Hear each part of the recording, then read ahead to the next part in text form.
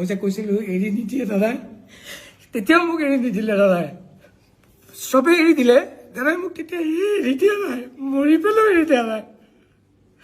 কফিনত থাকি মোৰ মানে আহিছে আৰু মোৰ কোৱা মানুহ কোনো নাই আজি, কাৰণ মোক তাতেও সোধা নাই ন কোনেও মই ক'ত যাম। মই যদি তাতে মৰি থাকিলোঁ আৰু ময়ো য'ত জুবিন দা নাই, মই জীয়াই থকাৰ কোনো উদ্দেশ্যই নাই।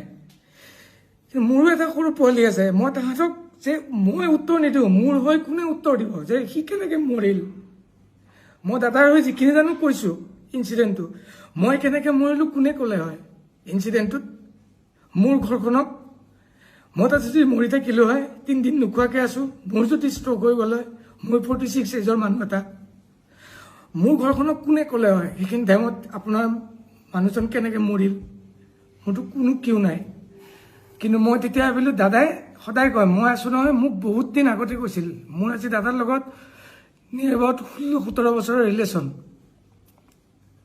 কিন্তু মই কোনো মেনেজমেণ্টত নাই, মই অকল মিউজিকতে আছোঁ। মই কোনো এক্টিঙত নাই, কোনো প্ৰমোশ্যনত নাই, কোনো ফুটবল খেলত নাই, মোক কোনো দেখা নাপায় তাত। মই অকল ষ্টুডিঅ'ত থাকোঁ আৰু ষ্টেজত থাকোঁ, মই চাহটোৰ নিচিনাকৈ থাকোঁ তাত। বাকী মই দাদাই ক'ত যাব, কি কৰিব, ক'ত ইনগ্ৰেশ্যন আছে, সেইটো মোৰ কাৰণে নহয়। য'ত মোক বিচাৰে মই তাত যাওঁ। দাদা যেতিয়া মই দেখা পালোঁ, দাদাক কফিনত আছে, মোৰ এনেকুৱা লাগিছে দাদাই মোক ইয়ালৈকে লৈ আহিছে, কাৰণ মোৰ ইয়াত কোনো নাই। লণ্ডিমাক দাদাই কয় নহয়, তই মোৰ নিজৰ বৰ্ণিৰ নিচিনা, তোৰ শেখৰক মই গতালোঁ, সেনেকুৱা টাইপ মোৰ ফিল হৈছে। এতিয়া মোক কোনোবাই মাৰি পেলালেও মোৰ কথা নাই। নমস্কাৰ, মই চক্ৰপাণি পৰাশৰ।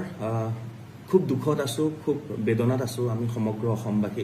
আৰু তাৰ মাজতেই মই এজন বিশেষ ব্যক্তিৰ ঘৰলৈ আহিছোঁ, লগ কৰিবলৈ আহিলোঁ তেখেতক।